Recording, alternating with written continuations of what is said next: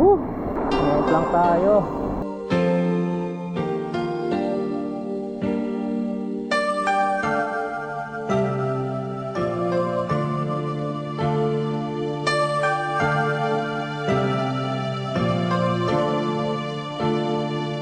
Uwi na tayo.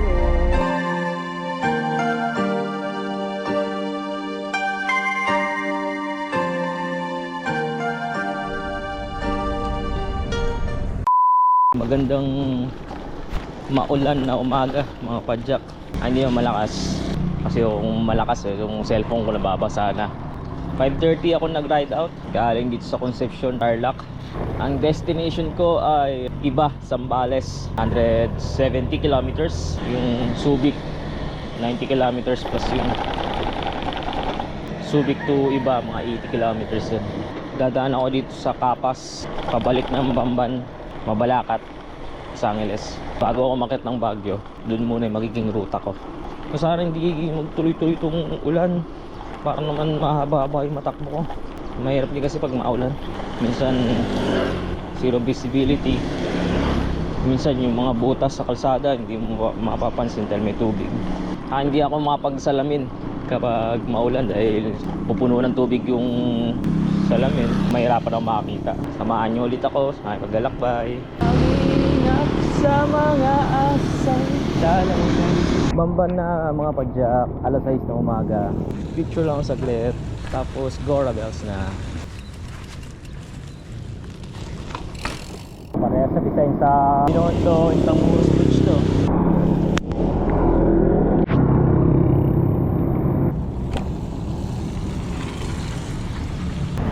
Dao, Mabalacat na. Alas 7 na ako dumating dito. Medyo maulan pa rin. Nagapote na tayo para tayo lamigin, tayo mabasa masyado. Buti naman bisigit na ako ng konti. Siyaring araw do. Angeles na ako diretso. Kaya hindi na lang kung isang follower doon. Dumaan daw ako ng Angeles, sabihin ko sa kanya.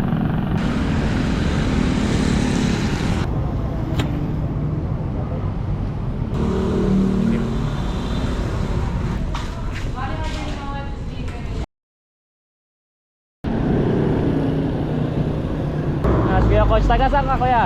Dao. Taga Dao. Saan naman padyak mo ngayon? Dito sa Pantera. Sa trabaho ko. Ano kayo, nagbason, karpintero? Balik niya ako. Alas mag-alas 9 na. Buti ngayon, mga araw na. Target ko ngayon, mananghalian sa Subic. Olongapo or Subic. Yan, dapat makarating na ako doon ng tanghalian. Pero yung sa'yo yung uwi mo? Uwi mo talaga? Taga Manila po. Manila ka? Opo. Nalayo. Buti na pagkunin mo ganyan. Libangan o? Libangan din po yung pagbabike. Kaso kasi itong mga nakaraang mga buwan medyo parang masama lagi pakiramdam ko.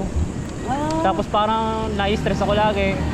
Kaya nagkano ka no? Oo, nag-resign muna ako sa trabaho kasi hindi rin ako makapokus sa trabaho eh.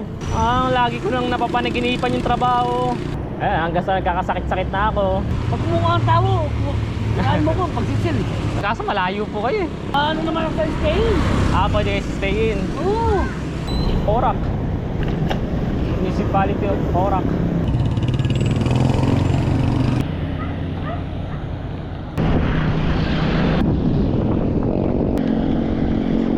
On the way to Florida Blanca. Mula na naman. Rain, go away. Parang naman makadire-diretso tayong padyak. Ano na ngayon eh. Wet season na eh. Nagpulan na talaga eh. Shoutout kay kuya eh.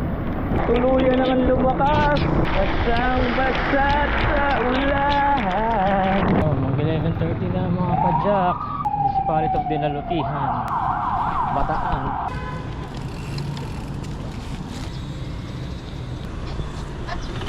Hello, aman.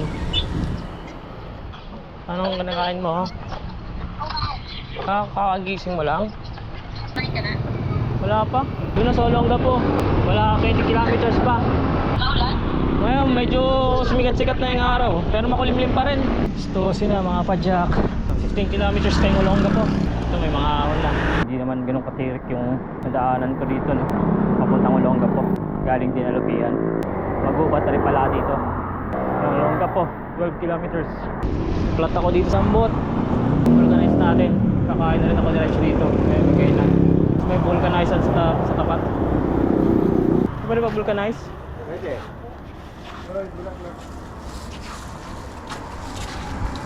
Sa likod? Lumakas yung ulan dito sa taas. Dito sa boundary ng Dinalupian. Tulongga po. Ito pababa na ako. May isang straight pala dito na ahon. Banayad lang. Kayang-kaya. Diretso na daw ito pababa. Alalay tayo sa preno dahil basa ang kalsada. Bawal tayong magsarap magbike muna. Baka lumabas yung pare. Isa. Mayroon pa akong 90 kilometers puntang Iba, Zambales. May layo pa, pasado alas 2 na. Gabi na ako. Magbike. Home of the most beautiful women in the world. Marami siguro siya naging ano dito. Beauty queen sila. Tulongga po. May jet fighter pa oh.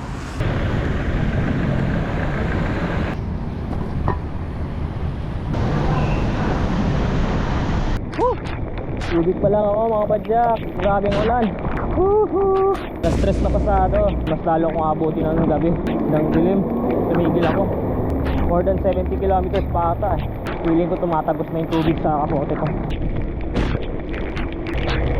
Sabi ko papunta ko lang po dito sa tubig. Natin makita kung may butas o wala.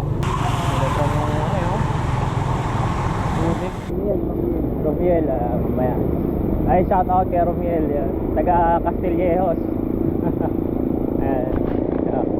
Boundary na ba yun? Ng Subic o nandito pa ang boundary? May welcome do? Ay, may arko? Sa mismong bayan ka? Sa poblasyon? Baka alas 7 na ako makarating doon. Alas 8. Bayan pa to bago mag-Iba. Kasing ko na madilim na nga oh. Picture lang tayo saglit. San Narciso, the Philippine Merchant Marine Academy. Dito pala yun. PMMA.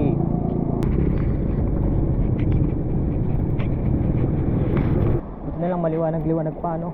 Banat ko na ito. Daanan yung lahar oh. Tumutok yung pinatubo. Parang papalpitate yung puso ko. Welcome San Felipe. On the way na tayo sa municipality ng Cabangan. Wala nang 30 kilometers hanggang Iba boundary. Malapit na.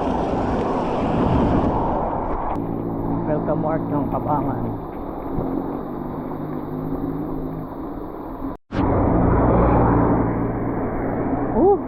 Ngayon lang tayo.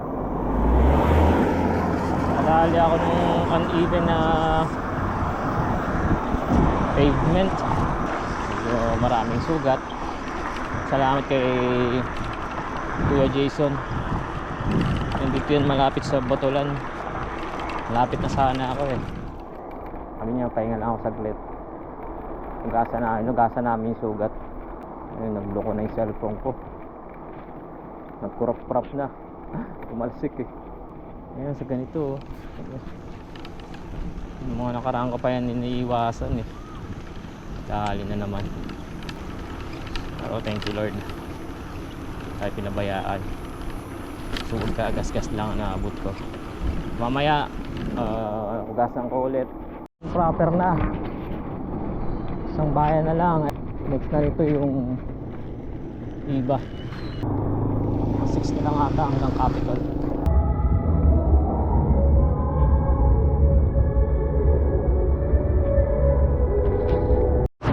Iba, capital town ng Zambales. Laman ng kailaw-ilaw. Dito na rin sa wakas. Yung lang saglit sa Capital. Nakalubong daw sa akin doon. Alas 8:24 na. Mga 2 kilometers pa ata bago marating yung ano, provincial capital.